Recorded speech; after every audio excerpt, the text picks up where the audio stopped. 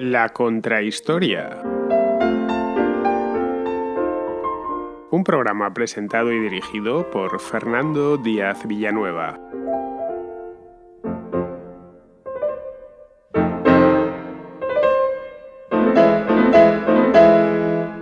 Se suele hablar de la guerra de Cuba, sí, en singular, pero no, deberíamos hacerlo en plural, porque no hubo una guerra, hubo 4 guerras de Cuba, un ciclo que arrancó en el año 1868 con el Grito de Yara y que concluyó 30 años más tarde con la guerra hispano-estadounidense del año 1898. Esta última es la que comúnmente se conoce, por lo menos en España, como Guerra de Cuba. Entre medias se produjo la llamada Guerra Chiquita, porque duró año y medio, entre 1879 y 1880, y la guerra de 1895, que en Cuba se conoce como Guerra Necesaria. Esta guerra de 1895 desembocaría en un enfrentamiento a gran escala entre España y los Estados Unidos de América. El trasfondo de todo esto fue la independencia de la siempre leal isla de Cuba, la mayor de las Antillas, joya auténtica de la España ultramarina, que tras el terremoto independentista de la década de 1820 en el continente, en lo que había sido la América española en los virreinatos, la isla de Cuba se había mantenido fiel a la metrópoli, junto a su vecina Puerto Rico. Durante esta sucesión de guerras se forjó la identidad nacional cubana, un país que en aquel entonces era extraordinariamente próspero. En el año 1890 era más rico incluso que la propia España y que amaneció al siglo XX convertido en un protectorado estadounidense, antes de acceder ya en el siglo XX, a principios del siglo XX, a una independencia vigilada por su poderoso vecino septentrional. En España, la pérdida de Cuba ocasionó también una crisis de identidad. Tras 4 siglos, los españoles salían de América, dejando a sus espaldas un continente formado por más de 20 repúblicas hispanohablantes.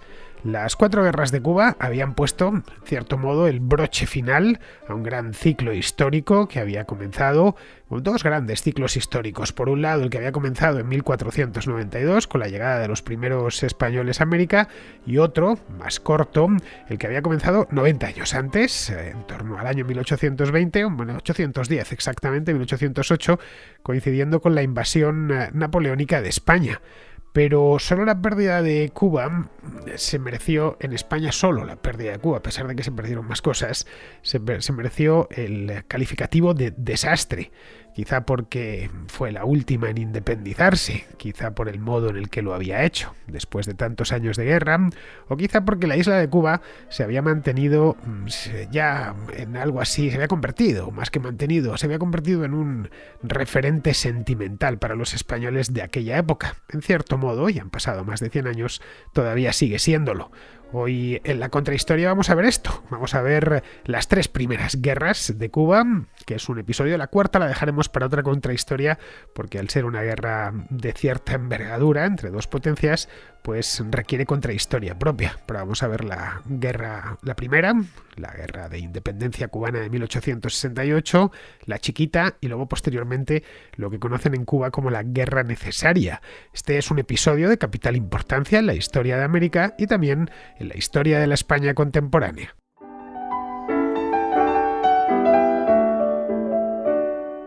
La guerra de Cuba, o al menos la primera guerra de Cuba, ya os he comentado que realmente hubo 4 guerras, realmente, de las cuales vamos a ver 3, como os decía antes, pero vamos, la primera de todas, la primera guerra de Cuba, empezó con un grito, el llamado Grito de Yara, que se pronunció la noche del 9 al 10 de octubre de 1868. Se pronunció en un lugar realmente insospechado, un lugar pequeño. Si os digo dónde está Yara, no me sabréis decir, creo que ninguno dónde está, a no ser que seáis de justo de esa zona de Cuba.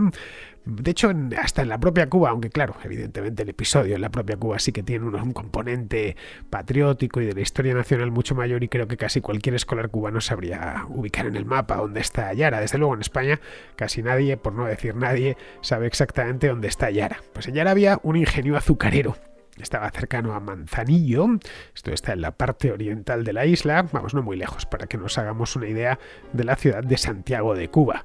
Cuba tiene dos grandes ciudades, una está en el extremo occidental, que es La Habana, la capital, y la otra está en el extremo oriental, que es Santiago de Cuba. Ambas son una preciosidad de ciudades y en aquel momento ya eran las principales ciudades en Cuba. En este aspecto no ha cambiado gran cosa. Bien, volviendo al grito al grito de Yara, el grito en cuestión lo dio un hacendado que se llamaba Carlos Manuel Céspedes, que aprovechando el estallido en España de la Revolución Gloriosa, solo un mes antes, en el mes de septiembre de 1868, esta revolución había destronado a la reina Isabel II, pues él decidió, enterado de lo que estaba sucediendo en España, o mejor dicho, de lo que estaba sucediendo en la península, porque en aquel entonces Cuba era una parte integral de la propia España, pues él pensó que era el momento de dar un paso al frente y publicar un manifiesto que dio en llamar Manifiesto de la Junta Revolucionaria de la isla de Cuba. Así es como se llamaba este manifiesto de Céspedes. Aquello se le llamó el grito de Yara, os preguntaréis, y no se le llamó, qué sé yo, grito de Manzanillo, grito de Santiago, por la cercanía de esta ciudad, porque la prensa que informó sobre este hecho, esta rebelión, 1868, la prensa escrita ya estaba muy extendida, tanto en España como en América, y por lo tanto, y además la alfabetización había crecido mucho y era común leer los periódicos, y además había corresponsales, existía el telégrafo, en fin, que en esta época ya las noticias circulaban a gran velocidad, pues los periódicos españoles empezaron, tanto los de Cuba como los de la península ibérica, empezaron a hablar de este grito que se había pronunciado en Yara. Y se centraron esencialmente en ese pueblo, en ese lugar, que no era ni siquiera un pueblo, era una aldea donde estaba este ingenio azucarero, porque allí se había producido una pequeña derrota. Había sido nada, una escaramuza, una refriega minúscula entre estos revoltosos y los soldados que había allí destacados. Había sido en un lugar cercano al pueblito de Yara y, por lo tanto, pues se quedó con lo de Yara. De cualquier manera, el grito en cuestión no fue dado en Yara. Es que esto es un detalle importante. Fue dado en un ingenio cercano a Yara, conocido como la de Majagua. Así que en rigor debería ser conocido este grito tan importante como el grito de Yara. Esto, por ejemplo, sí se enseña o se enseñaba antiguamente. Yo desde luego recuerdo haberlo aprendido en el colegio, en el bachillerato. Cuando llegué a la universidad ya había oído hablar y había leído sobre el grito de Yara. Lo suyo sería que se llamase así, grito de la de Majagua. Pero bueno, como vemos, algunos errores periodísticos se mantienen durante siglos. Yara además, y esto hay que ser sinceros, Yara es más fácil de recordar que la de Majagua. Así que mejor dejarlo como está. Y aunque intentásemos cambiarlo, pues tampoco serviría de nada, porque nos hemos quedado todos ya con el grito de Yara. El grito este del que os hablaba, el de Yara o el de la de Majagua, ocasionó el primer enfrentamiento entre españoles y patriotas cubanos, cuando los segundos se dirigían a tomar al asalto la ciudad de Manzanillo. Estamos hablando de una guerra de muy poquita intensidad. No os imagináis un levantamiento general de toda la isla de Cuba, ni muchísimo menos. Así que aquí yo creo que es importante, para que nos entendamos bien en qué consistieron las guerras de independencia cubana, habría que hacer un inciso breve, espero que sea breve, pero importante. En las guerras de Cuba no hay en ningún momento una línea clara entre cubanos y españoles. Me explico. En principio, todos los habitantes de la isla de Cuba eran españoles, con los mismos derechos y las mismas obligaciones que los de la península.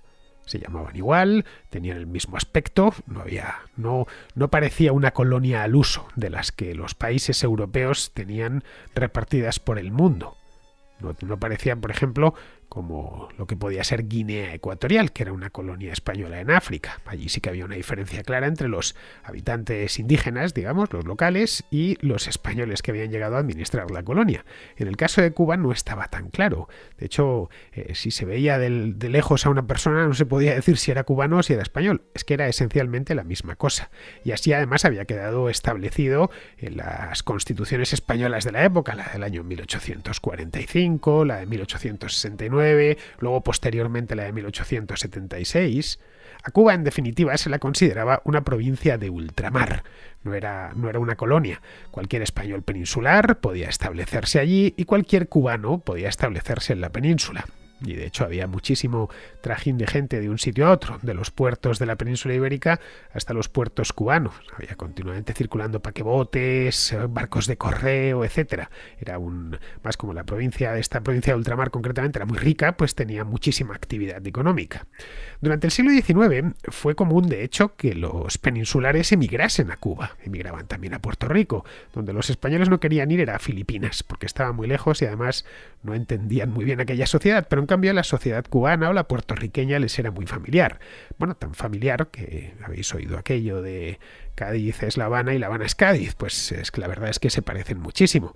Tanto que en alguna película, creo recordar una de James Bond, de hace ya unos cuantos años, que está ambientada en parte en La Habana, pues como no podían rodar en La Habana, los del estudio decidieron adaptar un poquito Cádiz, y Cádiz pasó perfectamente por La Habana. Cádiz además es una ciudad muy luminosa y por lo tanto, digamos que daba el pego de ciudad tropical. Así que no había mucha diferencia. Y quien dice Cuba dice por supuesto Puerto Rico. Cualquiera que haya estado en el viejo Puerto Rico, en San Juan, lo habrá podido ver con sus propios ojos. Caminando por aquellas calles a uno le da la impresión de estar en un puerto de Andalucía, prácticamente idéntico. Lo único que es un poco más caluroso porque está en los trópicos, pero el resto es exactamente igual. Así que no había apenas diferencias. La presencia de los españoles en aquel lugar del mundo era muy antigua, llevaban allí desde finales del siglo XV y bueno, se habían establecido. La población originaria, los taínos, ya no vivían, habían desaparecido, se habían fundido con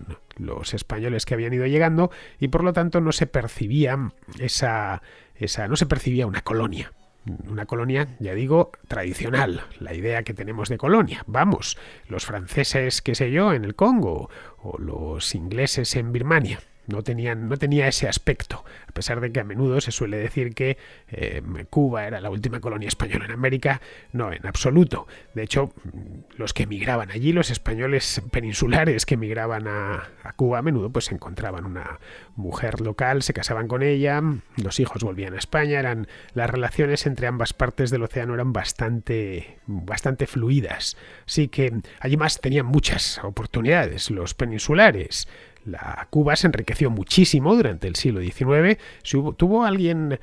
Alguien ganó con la independencia del virreinato, concretamente el de Nueva España, también el de Nueva Granada y en menor medida el del Río de la Plata, pero sobre todo el de Nueva España. Si alguien ganó fue la isla de Cuba y la de Puerto Rico, porque Cuba pasó de ser un simple puerto de paso, de La Habana concretamente, entre México y España, era donde paraba la flota de Indias, de vuelta del continente, era una escala, a convertirse pues en un emporio comercial de primerísima categoría que producía y exportaba grandes cantidades de productos que en aquel entonces eran muy demandados y se pagaban bastante caros en el mercado internacional, como podía ser el azúcar, el tabaco, el café. Vamos, productos muy demandados no solo en España, que por supuesto, sino también en Norteamérica y en todos los países de Europa.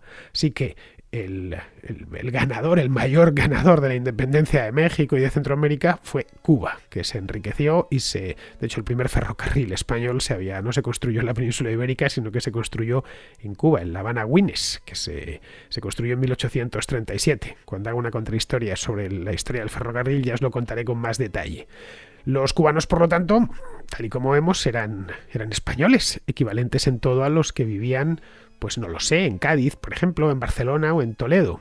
Vamos, que Cuba no era una colonia como el Raj británico en la India o la Indochina francesa. No había nada parecido a la población indígena. Los indígenas, entre comillas, cubanos, eran españoles normales, como los de cualquier otra parte del país. Hasta que no se le oía hablar, a un cubano no se podía saber que era cubano, y aun oyéndole hablar tampoco cambiaba mucho la cosa, pues era un español con acento caribeño, de la misma manera que los canarios tienen casi acento caribeño, o los andaluces un acento distinto al que se tiene en el País Vasco, en Aragón o en Castilla. Esto era la situación en aquel momento. Esto durante estas guerras de independencia ocasionó algunos problemas, claro, porque cualquier cubano podía ser español y cualquier español podía ser cubano. Había muchos nacidos en Cuba y que por lo tanto en principio eran cubanos que querían seguir unidos al resto de España, y muchos nacidos en la península ibérica que reclamaban la independencia de Cuba o que eran hijos de peninsulares que se habían establecido allí hacía poco tiempo. El caso de José Martí es el más claro, pero no es el único. Esto, claro está, por no hablar de infinidad de matrimonios mixtos entre cubanos y peninsulares. En cambio, encontrar un matrimonio mixto entre un inglés y una india, pues es una cosa, es posible, pero poco probable. O entre un francés y una indochina, posible, pero poco probable. Bien, en el caso de los cubanos era lo normal. Algo, por cierto, esto de los matrimonios mixtos entre españoles y cubanos que se ha mantenido hasta la actualidad, porque al margen de la política, los cubanos y los peninsulares seguimos pareciéndonos bastante. Vamos, que no es casual que Fidel Castro fuese hijo de un gallego. Aquello era de hecho algo bastante normal y ha sido algo muy normal hasta hace relativamente poco tiempo dentro de la isla de Cuba. Bien, volviendo sobre el tema, y ya cierro este tema este breve inciso, que es importante porque es que si no, no se entiende esto de las guerras de Cuba. Con el Grito de Yara de 1868 nos encontramos, por lo tanto, ante una doble fractura, y es importante también entenderlo. Por un lado, la nacional, es decir, que hay una serie de habitantes de la isla de Cuba o de españoles de la isla de Cuba que quieren dejar de ser españoles y constituir una república aparte. Y luego, por otro lado, y esto se ve muy bien en esta primera guerra de Cuba, la de 1868, la Guerra Grande, hay una fractura social sobre un tema, que es el de la esclavitud concretamente, que se venía arrastrando ya desde muchos años antes.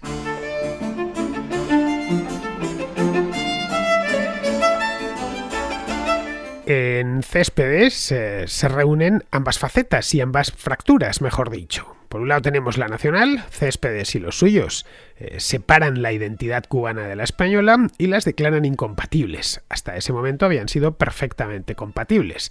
Es decir, dentro de la España de 1868, ser cubano pues era lo mismo que ser andaluz. Era una cuestión, había compatibilidad completa. Un cubano podía llegar a presidente del Consejo de Ministros sin problemas, de la misma manera que podía llegar un gaditano o podía llegar un zaragozano. Bien, esto es lo que hace Céspedes, rompe esa identidad. No puede haber identidad mixta. Esta es una idea bastante nacionalista del siglo XIX. Pero esto era una cuestión que estaba por un lado, pero Céspedes no solo estaba en esto. Céspedes hizo algo que se había hecho ya en otras partes de América, con algo de retraso, eso sí, con unas cuantas décadas de retraso. Vino a hacer lo mismo que habían hecho otros próceres americanos como Simón Bolívar o San Martín o Higgins, Sucre, qué sé yo, pues todos. Habían separado lo que había sido ser, el caso de Bolívar, por ejemplo, pues neogranadino, venezolano, que hasta ese momento había sido ser español, pues esas identidades ya tenían que romperse, no se podía ser una cosa y la otra. Como vemos, en esta faceta, lo único que hace Céspedes es continuar lo que habían hecho otros 80 o 90 años antes. Luego, por otro lado, se produjo, como os decía antes, una fractura de tipo social. En su manifiesto, Céspedes abogaba por la liberación de los esclavos. Él mismo, antes de dar el grito de Yara y de declarar la rebelión contra los españoles, había liberado a sus propios esclavos en el ingenio azucarero que él poseía. Estaba en la ruina, cierto es, pero bueno, él había liberado a sus esclavos. En el año 1868 se daba un hecho curioso en las distintas partes de España. La esclavitud era ilegal en la España peninsular y era ilegal desde el final de las guerras napoleónicas, pero en cambio era perfectamente legal en Cuba, en Puerto Rico y en Filipinas. Es decir, un español no podía tener esclavos dentro de España o en las Islas Canarias, pero sí podía tener esclavos si se iba a Filipinas o si se iba a Cuba. No había ningún problema. Digo que es una cosa curiosa porque en otros lugares, cuando se prohibía la esclavitud, se prohibía en todas las posesiones del país, todas las posesiones de la corona. En este caso se mantuvo. Se mantuvo por razones fáciles de entender. Las economías como la cubana o la puertorriqueña eran economías de plantación y necesitaban muchísima mano de obra. No olvidemos que hasta la década de 1860, en el sur de Estados Unidos, la esclavitud fue también legal y de hecho hizo falta una guerra civil para acabar con esa aberración que es la esclavitud. Bien, la relación de los españoles con la esclavitud era un tanto, como vemos, peculiar. Las leyes de Indias, que habían sido promulgadas en el siglo XVI, bueno, también en el siglo XVII, entre los siglos XVI y XVII, prohibían esclavizar a los indígenas americanos. Esto es una de las cosas curiosas de la manera en la que España se empezó a extender por el mundo ya en el siglo XVI. Pero en cambio, estas mismas leyes permitían esclavizar a los que traían de África. Aquí tenemos otra de estas peculiaridades. En la Cuba del siglo XIX ya no quedaban indígenas, estos taínos de los que os hablaba, o habían ido desapareciendo a lo largo de la primera mitad del XVI, o lo que quedase de sustrato taíno se había ido incorporando a los nuevos habitantes de islas como la de la Española, que es donde está la República Dominicana, o la de Puerto Rico, o la misma isla de Cuba.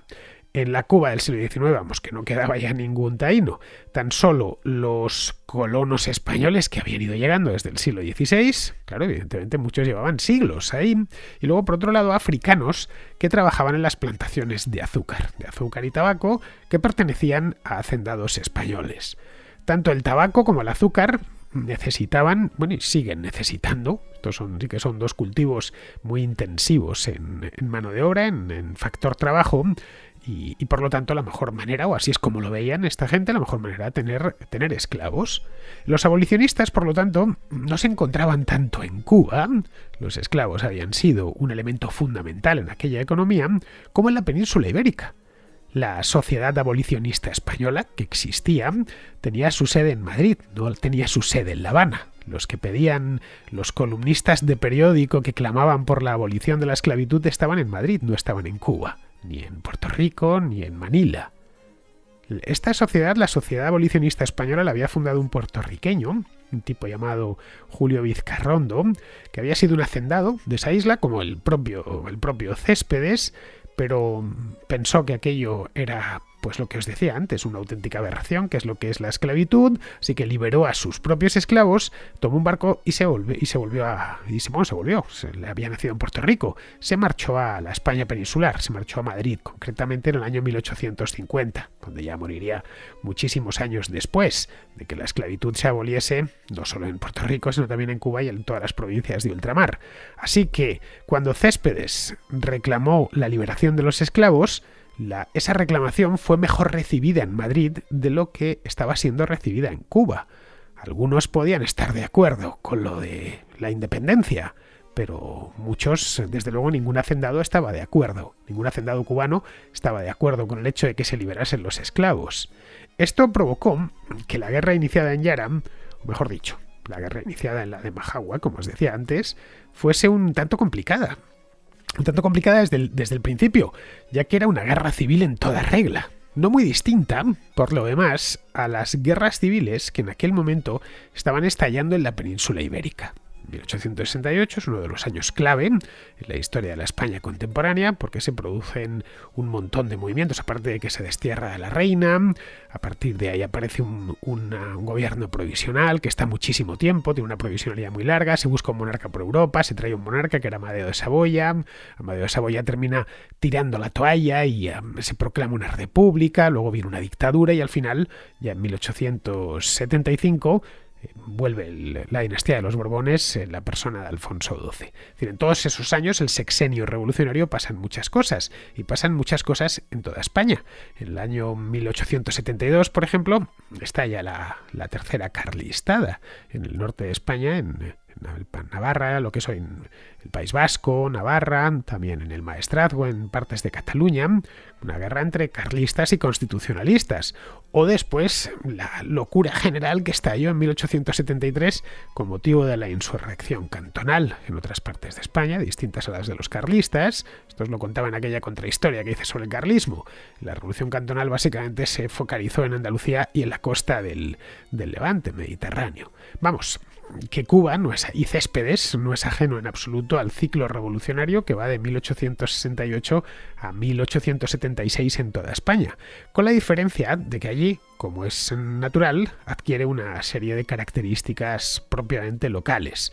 En esta primera guerra de Cuba, la llamada Guerra de los 10 años, porque duró exactamente 10 años, o Guerra Grande, que es como la conocen en Cuba, en contraposición a la Guerra Chiquita, duró de 1868 a 1878. Se alargó tanto, podríamos pensar, bueno, pues una guerra, realmente 10 años de guerra son muchos años, y lo son indiscutiblemente, pero ¿por qué se ha alargado tanto? Bueno, pues se alargó porque toda España estaba revuelta en aquel entonces y porque se sumaba la circunstancia de que Cuba estaba muy lejos, lo que complicaba aún más las operaciones. Es decir, no es lo mismo sofocar una rebelión, qué sé yo, en Navarra o en Cartagena, que están a 400 o 500 kilómetros de Madrid, que hacerlo en Bayamo, que está a más de 7.000 kilómetros y además con un océano de por medio. Así que de pronto los sucesivos gobiernos españoles, ya fuese el provisional, el de la República o el posterior con los Borbones restaurados, el asunto de Cuba era un asunto que urgía, pero claro, no urgía tanto. Cuando uno temía que las tropas carlistas tomasen Madrid al asalto. Luego se dio además otra circunstancia que vino a complicar aún más este asunto. La Revolución de 1868 trajo un cambio de gobierno y una nueva constitución, la de 1869, que os contaba en aquella contrahistoria de las constituciones españolas. ¿Qué preveía esta Constitución? Se la conoce como la Constitución Democrática, era una constitución bastante progresista y avanzada para la época. Traía ciertas reformas en ultramar, algunas que tocaban directamente a la economía cubana, como por ejemplo, y esto se llegó a promulgar, la libertad de vientres. Esto se promulgó en el año 1870. Lo promulgó el gobierno provisional. Era antes de que llegase incluso Amadeo de Saboya. ¿Qué es eso de la libertad de vientres? Os preguntaréis. Pues una libertad que concedía la libertad, lo dice la palabra, a los hijos de los esclavos. Este era un modo que se había empleado ya en otros lugares para ir aboliendo la esclavitud poco a poco, de una manera gradual. Uno era esclavo, pero sus hijos ya no lo serían, de tal manera que en una generación la esclavitud habría desaparecido porque no se podía esclavizar a nadie nuevo y además, ya por supuesto, el comercio negrero había más que desaparecido en la década de 1870 y todo hijo que tuviese un esclavo ya nacía libre. Bien, esto irritó a la burguesía habanera y a los propietarios de las haciendas. Estos componían el llamado Partido Español de La Habana, que a pesar de su nombre estaba integrado básicamente por hacendados cubanos, que no querían reformas de ningún tipo, ya que aquel statu quo les favorecía bastante. Aquí encontramos similitudes con lo que había sucedido en Nueva España unas décadas antes. A los ricos del lugar les interesaba seguir formando parte del Reino de España en tanto en cuanto formar parte del Reino de España conservase ciertos privilegios que tenían. Si el Reino de España hacía una revolución, como había sucedido en 1820 con Riego, o como sucedió en 1868 con el destronamiento de Isabel II, pues ya no les interesaba tanto. Es decir, vemos que los mismos fenómenos se van pasando de un sitio a otro. Bien, conforme la guerra fue avanzando, ya digo, no fue una guerra tampoco espectacularmente grande, no hubo grandes batallas ni nada que se le pareciesen, pero sí enfrentamientos continuos durante muchísimos años. Pues conforme fueron pasando los años, ambos planos, el patriótico y el social, fueron mezclándose, de una manera además un tanto desordenada. Nunca estuvo del todo claro quién era qué. Había patriotas cubanos que se pasaban al bando español y españoles que hacían lo propio y se pasaban al bando cubano. Estas cosas sucedían continuamente. Un ejemplo claro de esto que os digo fue Juan Bautista Espotorno. Juan Bautista Espotorno era uno de los cabecillas de la rebelión. Bueno, tan cabecilla que llegó incluso a ser presidente de lo que los rebeldes llamaban República de Cuba en Armas. Es decir, que era el jefe máximo, llegó a ser jefe máximo de los rebeldes a mediados de la década de los 70.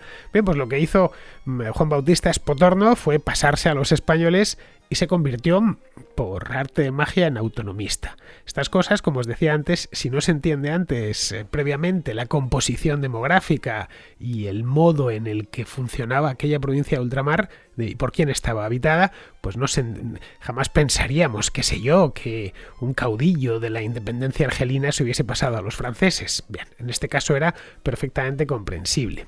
Lo que hicieron los sucesivos gobiernos españoles es que lo mejor para ir diluyendo cierto patriotismo que se presentaba sobre todo en el campo más que en las ciudades, lo mejor que se podía hacer era favorecer la emigración de los peninsulares. Es decir, que si ya existía mucho tráfico de gente entre ambas costas, que hubiese todavía mucho más, que fuesen más españoles allí, que además ya de paso, pues, como se estaba produciendo la primera explosión demográfica y la población en España estaba aumentando bastante, pues era una manera de ir exportando mano de obra hacia Cuba. Bien, empezaron a llegar, en la década de 1870, muchísimos españoles. No era un problema, además, porque cualquier español que salía de un pueblo perdido de Castilla o de Aragón podía llegar a Cuba y desde el momento en el que ponía el pie en tierra, todo le era extraordinariamente familiar. Vamos, no había diferencias sustanciales entre un peninsular y un cubano. Compartían lo más importante, que era la lengua y la cultura.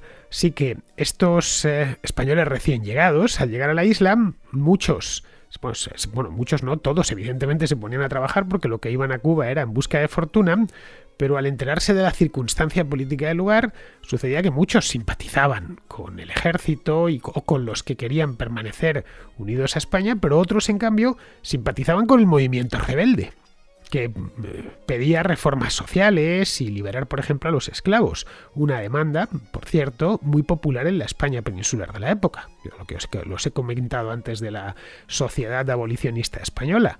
En la España peninsular no había esclavos, por lo que los peninsulares que llegaban hasta allí quedaban pues fácilmente impresionados cuando veían a los negros trabajar en las plantaciones.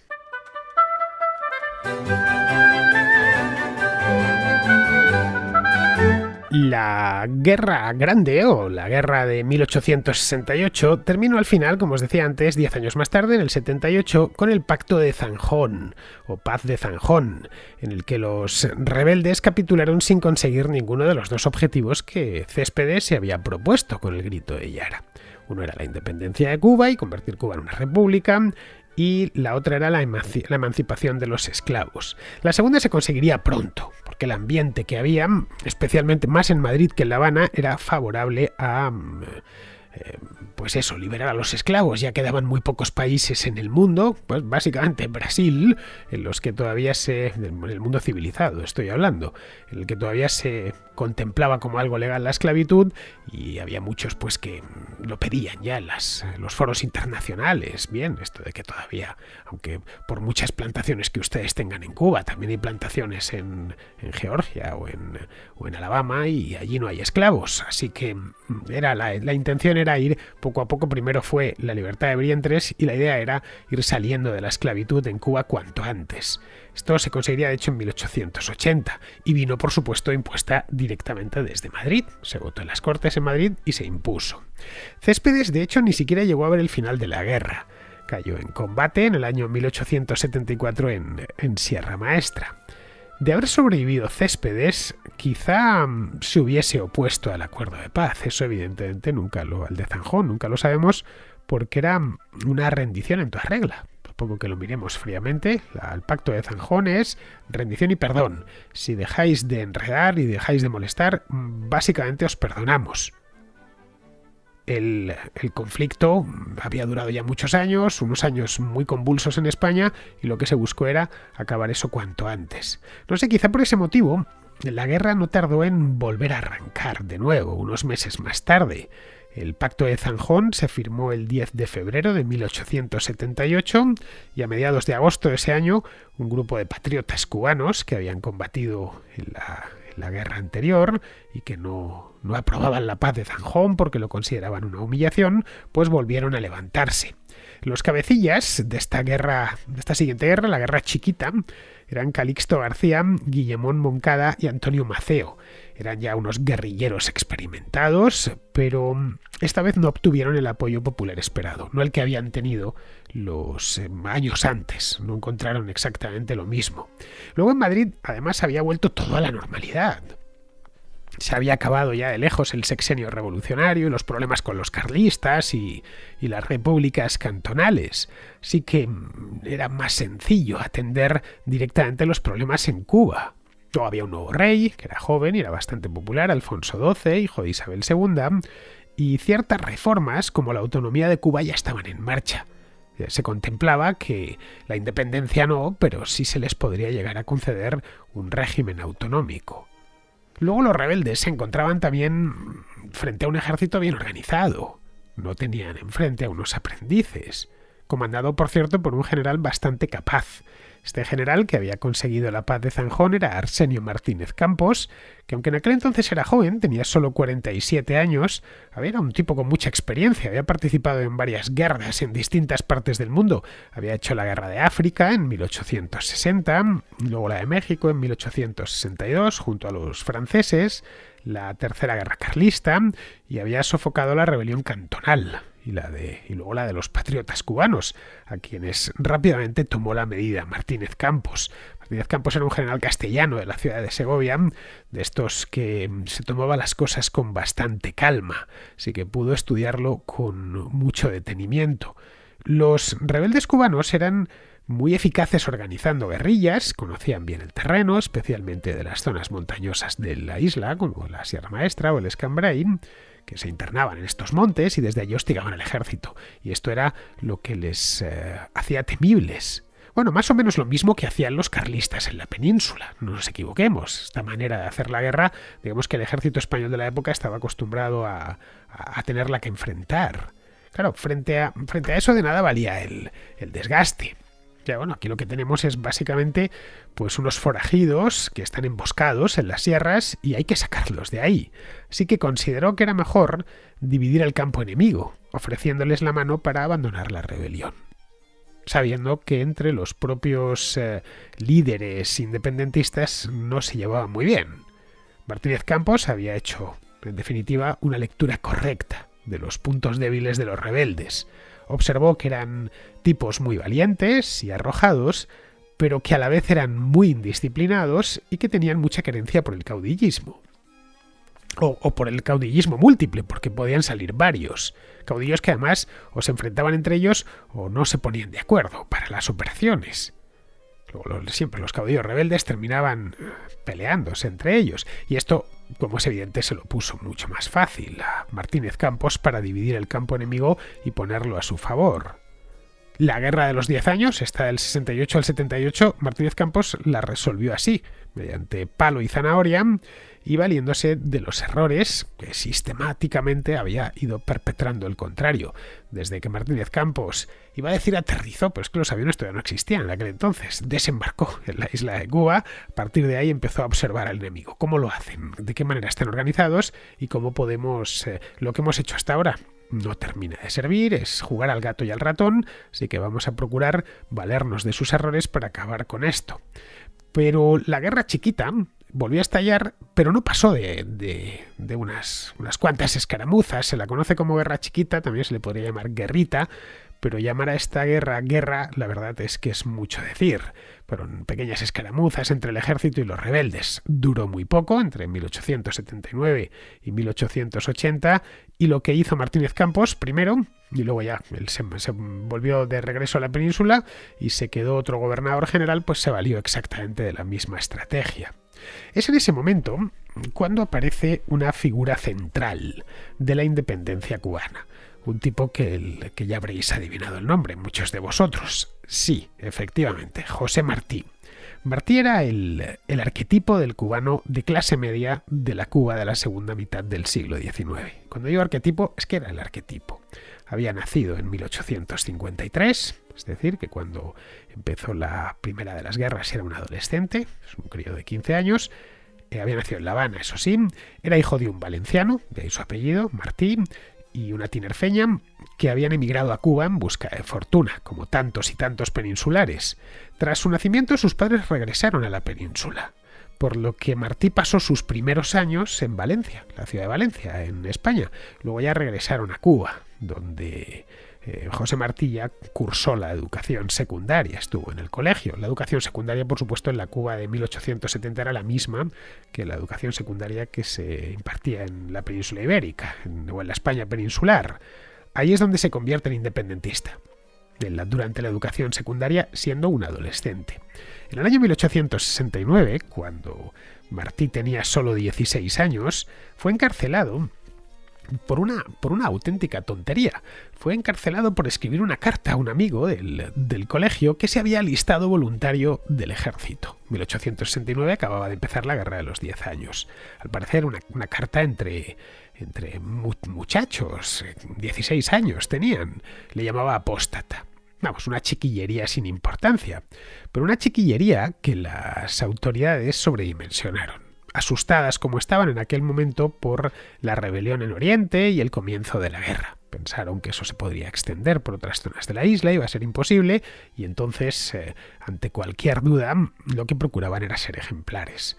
Este hecho, el hecho del encarcelamiento de José Martí con solo 16 años por una simple carta, la mar de inocente, es algo que muchos se han preguntado, historiadores quiero hablar. ¿Qué hubiera pasado si en 1869 no le registran la casa a José Martí? Fue además un registro súper casual. Al parecer estaba José Martí con unos amigos en casa en La Habana, en el centro de La Habana, y estaban riéndose como se ríen los adolescentes. Pasaba por ahí una patrulla del ejército, pensó que se reían de ellos, pasaron a casa, registraron y encontraron esta carta entre escolares. ¿Qué hubiera pasado si a José Martí lo mandan a su casa y no le meten en la cárcel? Hubiera cambiado, no sabemos si completamente la isla de Cuba, la historia de la isla de Cuba, pero sí hubiera tenido unos cambios sustanciales. Esto para que luego digan que las personas tomadas de uno en uno no tienen importancia. El hecho es que lo metieron en la cárcel, le llegaron a mandar incluso a la isla de Pinos, estuvo unos meses, sus padres movieron una serie de hilos en La Habana, tratando de explicar que no era tan grave, que además era poco menos que un crío, y consiguieron sacarle de la cárcel. Le enviaron a España, a la España peninsular, insisto, a estudiar en la universidad estuvo primero en Madrid y luego en Zaragoza, donde se graduó como abogado, se graduó en Derecho y en Filosofía.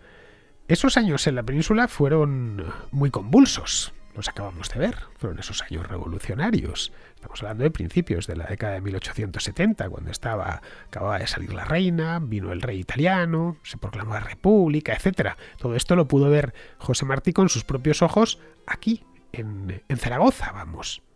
Ya en el año 1875, cuando se empieza a tranquilizar la situación, es cuando volvió a América.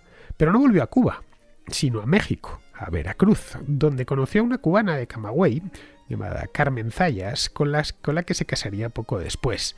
De México no se van a Cuba. El matrimonio formado por Martí y Zayas no se va a Cuba, se van a Guatemala, donde encuentra una plaza de profesor de literatura. En Guatemala pasa 3 años, hasta 1878, y en aquel entonces pues no era nada especial. Estamos hablando de un hombre de 25 años y, por supuesto, nada hacía presagiar que ese cubano menudo de 25 años se convertiría en el padre de la patria cubana. Había pasado, de hecho, solo unos pocos años en Cuba. Había nacido allí, pero se lo habían llevado a Valencia, después volvió, hizo la secundaria y lo volvieron a mandar de vuelta a la península para que estudiase la carrera de Derecho. Era en ese momento un joven profesor de literatura, hijo de 2 españoles, licenciado en la propia España y que vivía en aquel momento en Ciudad de Guatemala.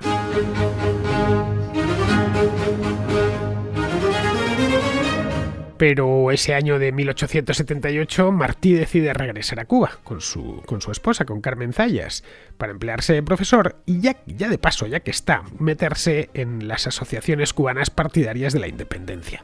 Él nunca había dejado de ser independentista y claro, el programa era ser independentista fuera, pero si estaba dentro de Cuba pues lo tendría más fácil, o él al menos lo entendía así, ya podía conspirar desde la propia Cuba. A diferencia de Céspedes, de Maceo o de Moncada, Martí era un tipo muy culto, francamente culto, un tipo además que escribía muy bien. Cualquier texto de José Martí da gusto leerlo, escribía con un castellano refinadísimo, y lo que hizo fue empezar a publicar artículos favorables a la independencia en distintos periódicos cubanos no, obviamente, pero sí de Estados Unidos, de México, de Argentina, de Venezuela. De hecho, en el año 1882, cuando lleva 4 años de vuelta en Cuba, decide mudarse a Caracas para fundar una revista en la capital de Venezuela. Pero vamos, la cosa no sale bien y se marcha del país para establecerse en Estados Unidos, para establecerse en Nueva York. Para entonces, ya estamos hablando de mediada la década de 1880, él ya es un treintañero, se ha convertido en una pluma reconocida en ese momento, José Martí. Una pluma reconocida en el ámbito hispanohablante. Esto le permite pues entablar contacto personal con hispanoamericanos ilustres en Nueva York. Además, podía conocer mexicanos, chilenos, argentinos, nicaragüenses, gente venida de todas partes, porque, entre otras cosas, eran también lectores suyos. Y le permite entablar contacto personal y con cierta autoridad con los líderes rebeldes cubanos, como Antonio Maceo o Máximo Gómez. Pero vamos, al principio no llega a ningún tipo de acuerdo con ellos. Si miramos los padres de Cuba, los próceres cubanos, vemos que hay una diferencia brutal entre gente como Martí y gente como Maceo, por ejemplo. Son personajes que están en las antípodas el uno del otro. De ahí que al principio uno entienda que no se terminasen de entender. Uno era un tipo de acción, mientras que el otro era un tipo de reflexión. El hecho es que él prosigue con su vida en Nueva York, trabaja allí de periodista, de traductor para una editorial, llega incluso en Nueva York, curiosamente, José Martí a ser cónsul de Uruguay en la ciudad.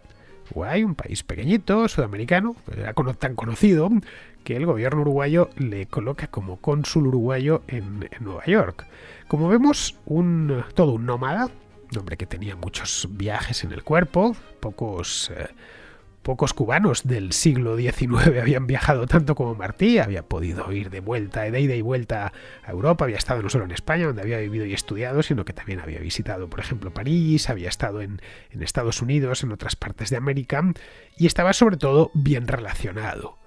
El plan que tenía Martí para independizar Cuba era una cosa rápida, en un pronunciamiento militar con gran apoyo popular, es decir, algo parecido a lo de 1868, pero mejor armados y mejor organizados, que tuviese además un apoyo popular muy extendido por toda la isla, al que le siguiese una guerra muy corta, que no hiciese grandes destrozos en la isla, una guerra corta que los españoles no quisiesen librar, en definitiva, por falta de apoyo dentro del país. Para dinamizar su causa, una cosa es escribir artículos en periódicos argentinos y otra distinta hacer política, y a él lo que le interesaba era hacer política. Lo que hizo fue en el año 1892, siendo cónsul de Uruguay en Nueva York, lo que hizo fue fundar un partido cubano, el Partido Revolucionario Cubano, cuya sede se encontraba en la misma Nueva York, y que, a pesar del nombre, pensaréis, bueno, que montó un partido socialista o algo así. No era en absoluto de corte socialista. Este Partido Revolucionario Cubano de José Martí era un partido de su época, pues eso, de 1892, un partido más bien liberal, en el sentido decimonónico del término, con una fuerte impronta nacionalista, y cuyo objetivo casi podríamos decir único era conseguir la independencia de Cuba. Bien, pues esa guerra de independencia que tanto anhelaba José Martí comenzó en el año 1895, es decir, 3 años después de haber fundado el partido en Nueva York. Y empezó esta guerra con otro grito. En este caso se llama Grito de Baire. Los que hayáis estudiado, aunque sea así por encima, la guerra de Cuba o las guerras de Cuba, habréis oído hablar del Grito de Baire. Baire con B. Pero vamos, no adelantemos acontecimientos. Antes de eso, Martí tuvo que sumar muchas voluntades. Él no dejaba de ser un cubano que había pasado muy poquito tiempo en Cuba y que estaba exiliado. Y además, luego, y esto es importante, él era un intelectual. Cierto que un intelectual brillante y reconocido, pero las guerras no se hacen lanzándose tinteros. Las guerras se hacen con generales y con armas y con tropas bien equipadas y bien entrenadas.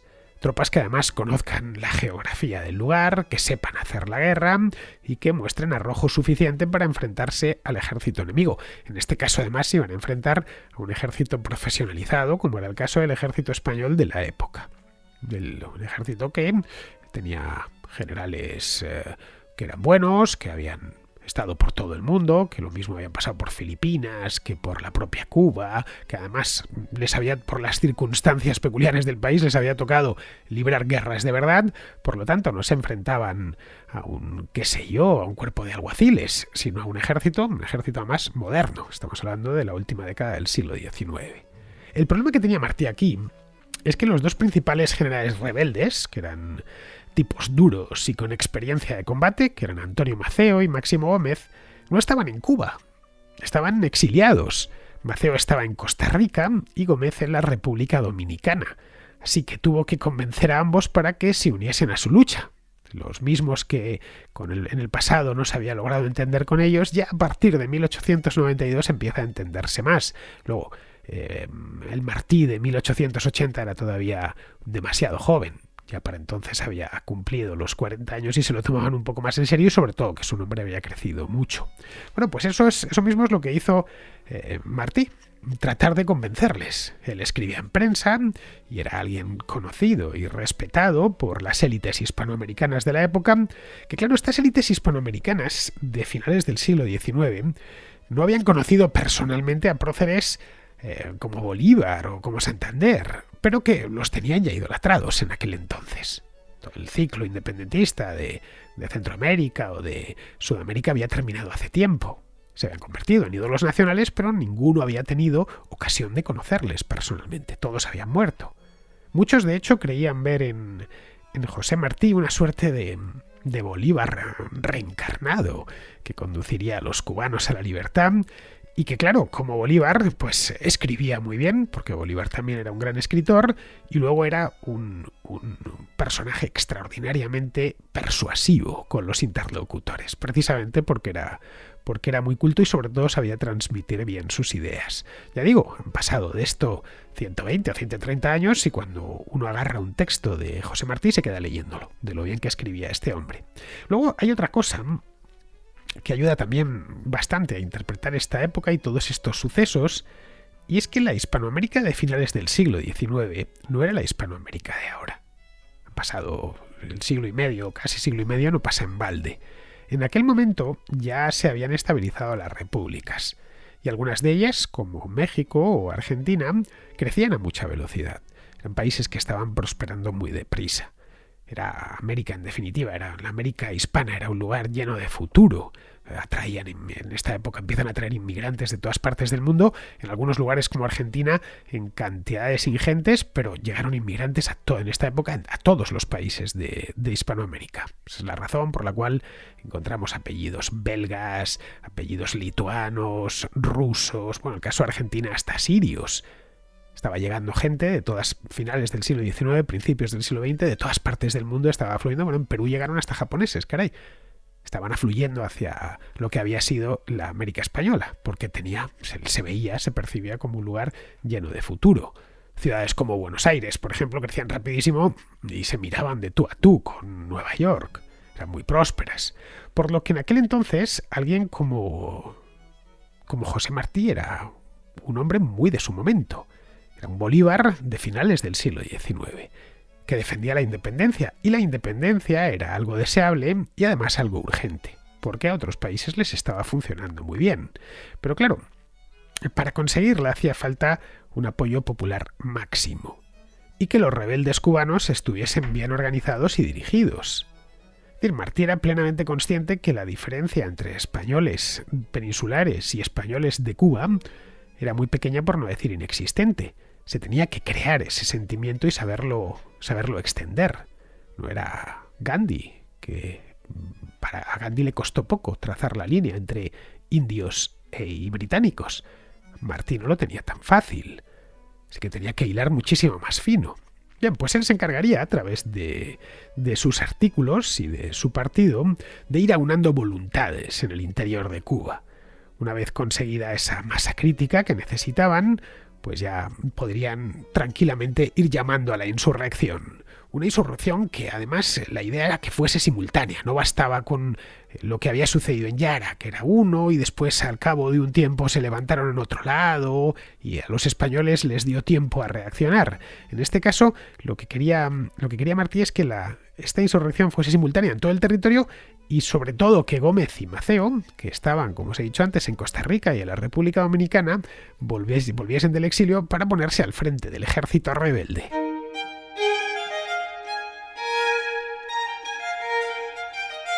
La insurrección llegó el día 24 de febrero del año 1895. Se produjo en el oriente de la isla. Ese día 35 pueblos, de manera coordinada, se sublevaron en el llamado Grito de Baire, que hemos dejado un poco más atrás. Baire es una aldea que está a unos 70 kilómetros al norte de Santiago de Cuba. Está cerca ya de las estribaciones de Sierra Maestra, al norte, eso sí, de Sierra Maestra. El nombre de Grito de Baire se lo puso, como en el caso del Grito de Yara de 1868, se lo puso la prensa española de la época. Desconocemos por qué fue Baire, porque hubo otras 34 localidades que se levantaron aquel día. Pero bueno, le pusieron lo de Baire y con eso se quedó, y así hasta nuestros días. Bien, junto a las aldeas se levantaron en todos los lugares donde se había producido un levantamiento, aparte de la gente, propiamente del pueblo, se levantaron grupos de guerrilleros que estaban armados y que estaban además seleccionados con un plan previo. Si el levantamiento se había producido en febrero, en el mes de enero se había producido una reunión en Nueva York, presidida por el propio José Martí, en el que se había planificado todo. Estos guerrilleros, que en Cuba se les llamaba mambises, eran los que habían hecho la guerra larga, la guerra de los 10 años. Y lo que hicieron fue atacar de manera coordinada guarniciones del ejército acantonadas por la provincia. Luego, en paralelo a eso, regresaron Maceo y Gómez de su exilio para organizar a los mambises y convertirlos en algo parecido a un ejército. Una de las autocríticas que habían hecho los rebeldes cubanos después de la Guerra Larga era que eran muy indisciplinados y que era imposible dirigir aquello. Bien, pues a partir de aquí ya se centran en que tenían que hacer un ejército. Al llegar la noticia a Madrid, y llegó rápido porque en 1895 el telégrafo estaba ya extendido por toda Cuba y había cables transatlánticos que comunicaban directamente con Madrid, pues en Madrid se vio que, muy pronto además, se vio que aquello no era como lo de 1868 o la Guerra Chiquita de 1879, que aquello era distinto, aquello iba muy en serio. Los rebeldes habían aprendido de los errores de la Guerra Grande y estaban mucho mejor organizados, bastante más motivados, mejor preparados desde el punto de vista de entrenamiento bélico y luego tenían una estrategia clara. En marzo, el gobierno de Antonio Cánovas envía refuerzos a Cuba y nombra a Martínez Campos capitán general de la isla, con la cualidad que se enfrenta a los sublevados. Martínez Campos había abandonado Cuba en 1879, después de la paz de Zanjón, y ya en la península fue colmado de honores, por acabar, entre otras cosas, con la Revolución cubana, con tanta habilidad y con tanta mano izquierda. Al regresar a España, Martínez Campos pues se había convertido en algo así como un prócer nacional. Había sido senador, había sido ministro, primer ministro, incluso capitán general de Cataluña. Vamos, que en 1895, cuando empieza esta guerra, Martínez Campos es uno de los generales más famosos, si no el general más famoso de todo el ejército, era una auténtica celebridad. Pues un tipo respetado, tanto por los liberales como por los conservadores. Pero claro, ya no era el mismo que 15 o 20 años antes. Ya había pasado el tiempo. En 1895 Martínez Campos tenía ya 64 años y carecía de las energías que le habían acompañado en otro tiempo. Al llegar a Cuba, él no había pasado muchos años fuera de Cuba y no había tenido ocasión de verlo personalmente. Él pensó en utilizar la misma táctica que había utilizado para lo de Zanjón, es decir, valerse el palo y la zanahoria, pero esta vez no funcionaba. Los rebeldes habían cambiado, ya no eran una partida de mambises desorganizadas, sino algo similar a un ejército, con sus mandos, su jerarquía, disciplina interna y sobre todo, y esto era muy importante, una estrategia. No atacaban a tontas y a locas, sabían exactamente lo que tenían que hacer. La estrategia de los rebeldes consistía en estaban en oriente de la isla, como Cuba es una isla tan alargada, es esencialmente alargada, de la forma de un caimán. No se habla tanto de norte y sur, que el norte y el sur de la isla están muy cerca en Cuba, sino de este y oeste, es decir, de oriente y occidente. Pues esto había estallado en el oriente y la idea que tenían, tanto Maceo como el propio Martí, era mover la rebelión hacia el occidente, que es donde estaba la capital, donde sigue estando La Habana.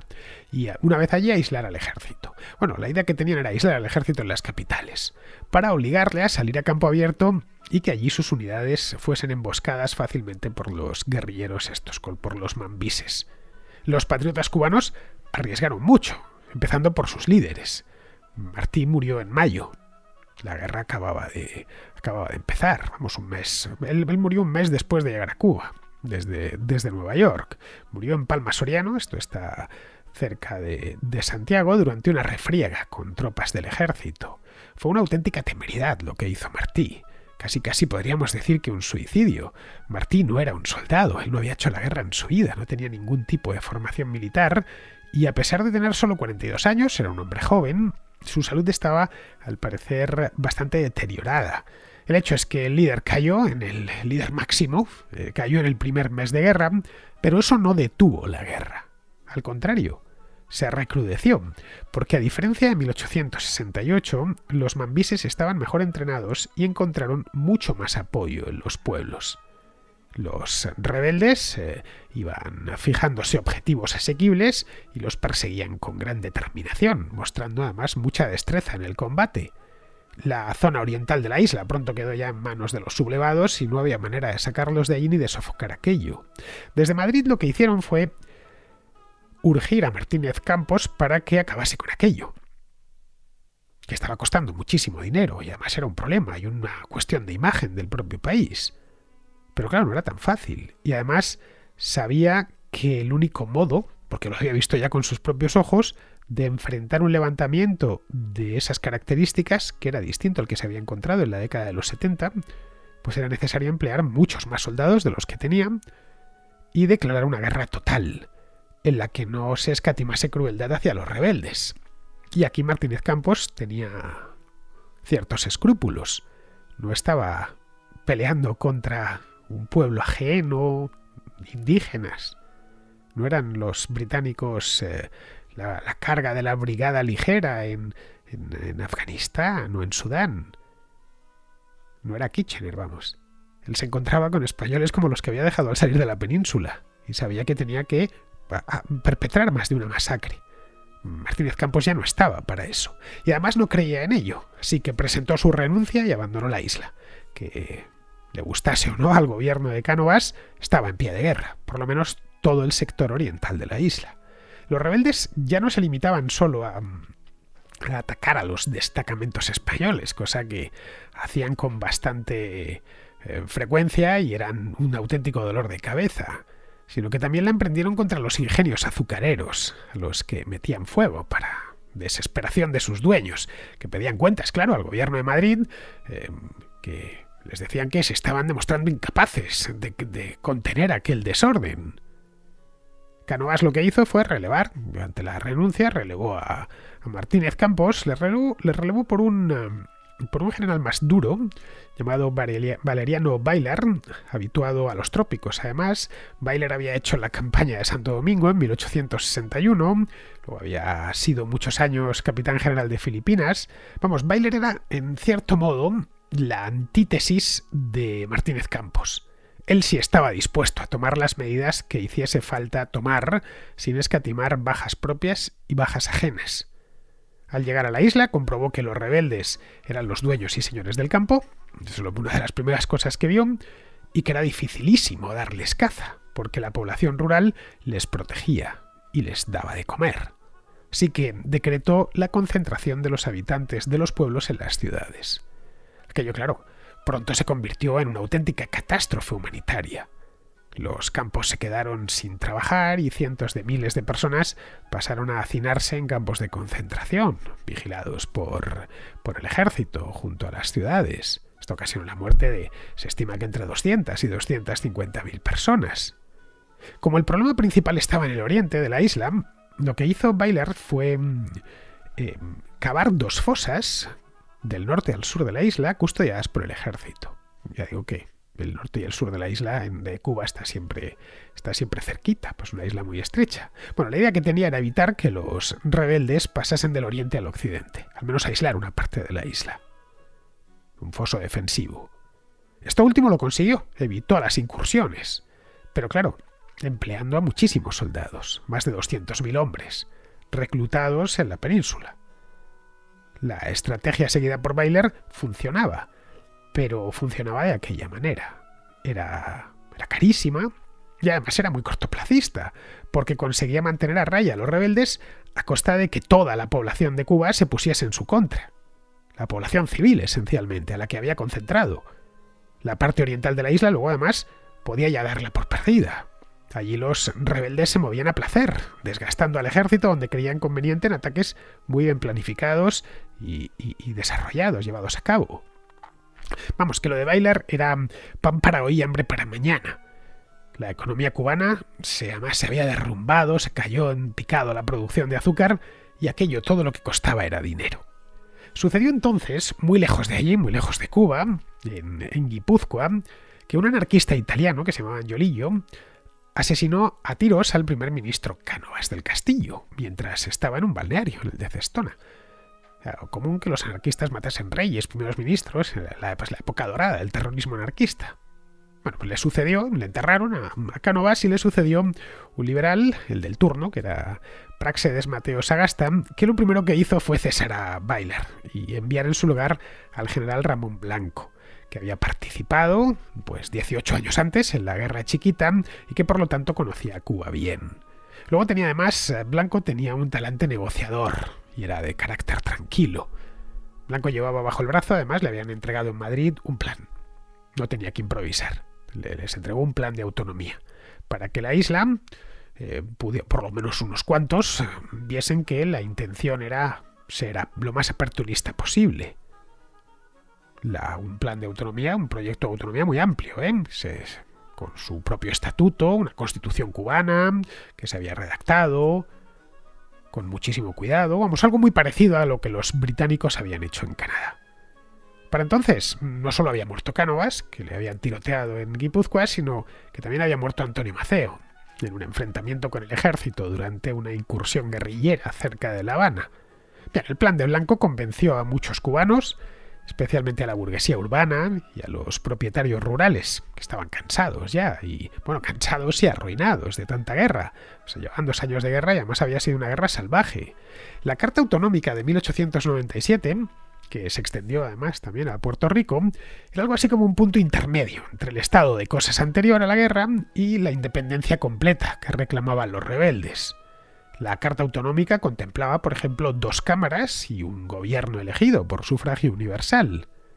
El nuevo gobierno autonómico cubano, presidido por José María Gálvez, que era un abogado de Matanzas, asumió el cargo el día 1 de enero de 1898. Ni que decir tiene que sería el último gobierno autonómico de la isla. Pero vamos, la isla en aquel momento no estaba pacificada.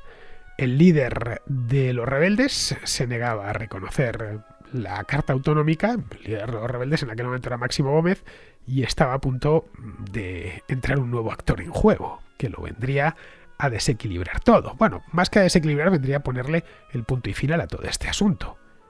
Ese actor extra, ese recién llegado, eran los ya poderosos Estados Unidos de América, que tenían bastantes intereses en la isla. Estados Unidos había crecido mucho, especialmente desde el final de la Guerra Civil, de su guerra civil, y se habían plantado pues a 90 kilómetros de las costas de Cuba y tenían una pujanza económica muy importante.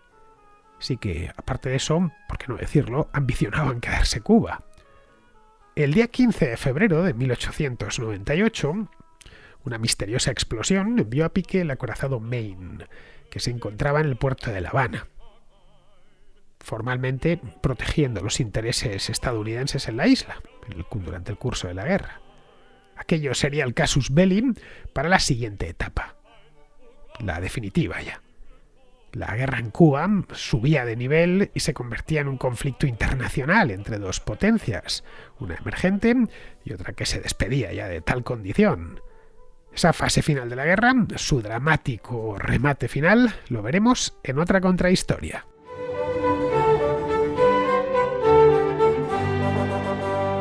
Espero que os haya gustado esta primera contrahistoria sobre la guerra de Cuba. Nos falta una segunda que haré próximamente para ver ya con más detalle lo que fue la guerra hispano-estadounidense. Entre tanto, vamos con el contrasello, que hace ya un par de semanas que no pasan contraescuchas por aquí. El contrasello. El espacio de ruegos, preguntas y reflexiones de la contrahistoria.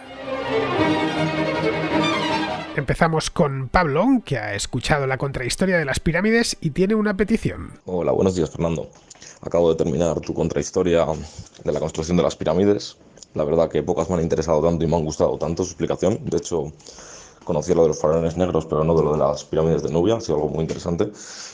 Y te quería comentar un poco por encima que me ha parecido también que sería interesante que hicieras una contrahistoria de las 7 maravillas del mundo antiguo, ya que, como tú mismo has dicho, actualmente solo tenemos la pirámide de Giza, y aunque evidentemente tampoco tenemos muchos datos de cómo fueron seguramente, o de alguna así, pero no tenemos ahora mismo muchas referencias, pues yo creo que podría ser interesante.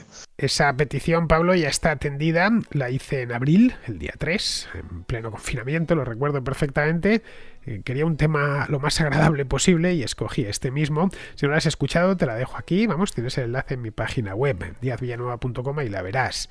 Para los que no lo sepan, las 7 maravillas del mundo antiguo pues eran, aparte de las pirámides de Giza, los jardines colgantes de Babilonia, el coloso de Rodas, la estatua de Zeus, la estatua de Zeus en Olimpia, que había muchas más estatuas de Zeus. Luego el templo de Artemisa en Éfeso, el faro de Alejandría y el mausoleo de Halicarnaso. Esas son las 7, me las sé de memoria.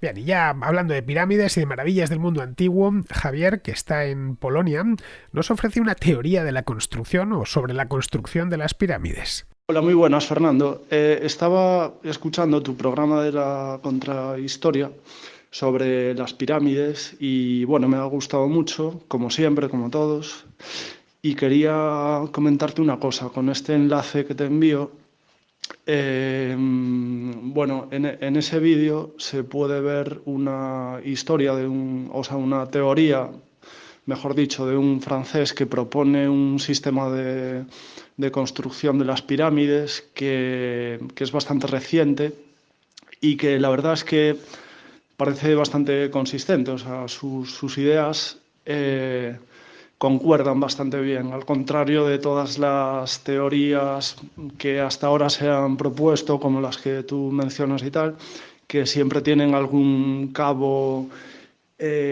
suelto. Pues no sé, este hombre parece que lo explica de una manera bastante clara y bueno, más que nada quería preguntarte si tú lo conocías, si habías oído hablar de él y en caso de que sí, pues si crees que es una teoría aceptable o no. Este reportaje dura bastante, pero bueno, si lo vas adelantando se puede ver el modelo un poco por ordenador que propone. Lo que pasa es que en todo el documental pues hablan de su vida y cómo comenzó con esta teoría y tal. Y bueno, he visto ahora que te mandaba esto, pues que hay otros vídeos en YouTube que se han subido recientemente y que no los he visto, la verdad, pero que parecen bastante más sintéticos y pues igual se pueden ver. Así que bueno, solo era eso. Muchísimas gracias y nada, y un saludo. Pues no la conocía, no la conocía Javier, pero vamos, teorías sobre la construcción de las pirámides hay muchas, ¿eh? Desde las más descabelladas, esas que dicen que las hicieron los extraterrestres, hasta las más razonables. Lo que yo no entiendo es cómo esto de la construcción de las pirámides ha dado tanto que hablar y sigue dando tanto que hablar. Me dices que hay un montón de vídeos en YouTube, me lo creo. A ver, una pirámide desde el punto de vista arquitectónico tampoco es gran cosa, es poner una piedra encima de la otra. Los egipcios, es cierto, tenían las pirámides egipcias, tenían unas cámaras y corredores en su interior, pero bueno, eso se puede planificar antes de la obra. A ver, sin duda tienen mérito, mucho, porque son inmensas y se levantaron con herramientas muy primitivas, pero vamos, que también tiene mérito cruzar el Océano Pacífico en una carabela, y no asombra tanto a la gente. Bien, vamos ahora con Alejandro, que ha escuchado el programa que hice sobre las constituciones españolas, lo hice el año pasado, y tiene una pregunta sobre la Primera República.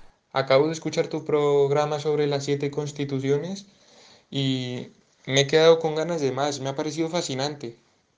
Me gustaría incluso saber más de los importantes eventos que ocurrieron a lo largo de todo el periodo de tiempo que abarca las 7 constituciones.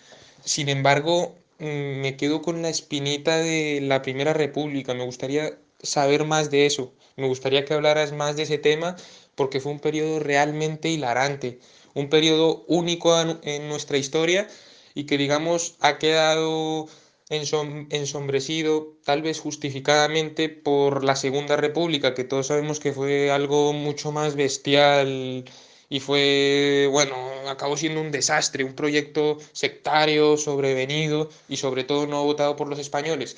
Pero dejando este tema a un lado, me gustaría que profundizaras sobre la Primera República. Creo que es una época que de verdad lo merece. Y bueno, me gustaría decirte que muchísimas gracias por hacer estos programas de historia, a mí me parecen fascinantes y también escucho tus noticias a diario y la verdad es que estoy enganchado a ti. Bueno, muchas gracias y hasta luego. Bueno, Alejandro, la Primera República es concomitante en el tiempo del tema que hemos tenido hoy, que hemos tratado hoy en la contrahistoria. Vamos, la Primera República tampoco la votaron los españoles, ¿eh? La única constitución en España que se ha sometido a referéndum es la actual, la del 78. Todas las demás vinieron de arriba y fueron aprobadas por las Cortes. La Primera República fue muy breve, duró menos de un año, del 11 de febrero de 1873 a cuando abdicó Amadeo I, al 3 de enero de 1874, cuando el general Pavía se pronunció y puso fin a aquello. En ese punto la República se convirtió en algo así como una dictadura. El general Serrano se quedó en un interín a ver qué hacían con el país, hasta que ya en diciembre de 1874 Martínez Campos se pronunció en Sagunto. Y ya tras ellos regresaron los Borbones, pero vamos, no Isabel II, que estaba exiliada en París, sino su hijo Alfonso XII. Vamos, fue, como puedes ver, muy poco tiempo en el que sucedieron muchas cosas, casi todas malas, eso sí.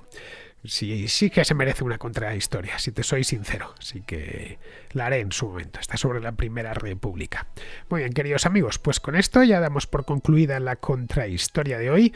Mañana tenemos contraportada. Sí, contraportada, porque hice contraplano la semana pasada. Así que allí os espero. Hasta mañana, amigos.